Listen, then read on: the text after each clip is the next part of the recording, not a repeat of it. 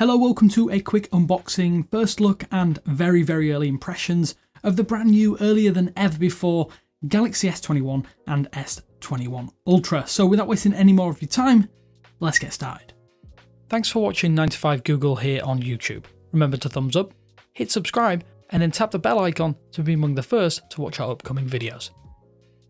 So after making fun of Apple in certain regions for the removal of the in-the-box extras, Samsung has decided to follow suit with the S21 series, which means the unboxing experience is less in-depth than it ever has been before.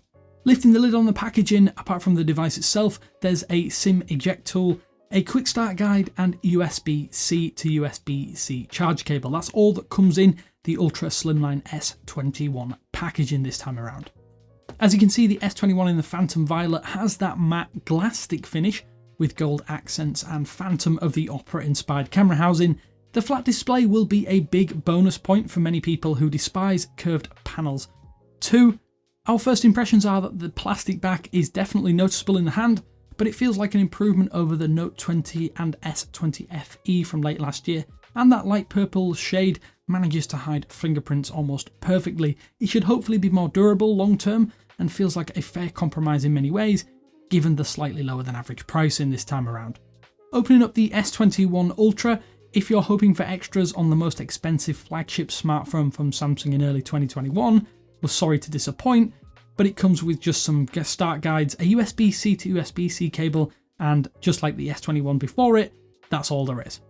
As for the device, there is a curved display here, and it's flatter than you might expect. The overall package is still pretty big, but it feels slightly more compact than the S21 Ultra from last year, and it does match up pretty closely to that footprint of the Note 20 Ultra, but is only a tiny bit bigger than that of the S20 Plus.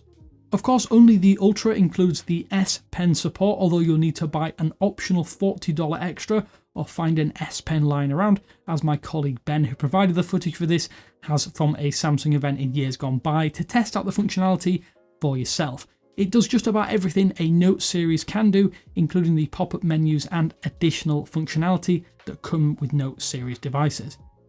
The biggest downside is that we've barely had a few hours with the devices in hand, so we'll be delving in over the coming days ahead of a full review of the S21 and S21 Ultra. We just wanted to give you a little look into what you can expect from both of these devices, and if you have any questions, be sure to throw them down in the comment section below. And yeah, as always, this is Damien with 9to5 Google saying thanks for watching, and I will speak to you later.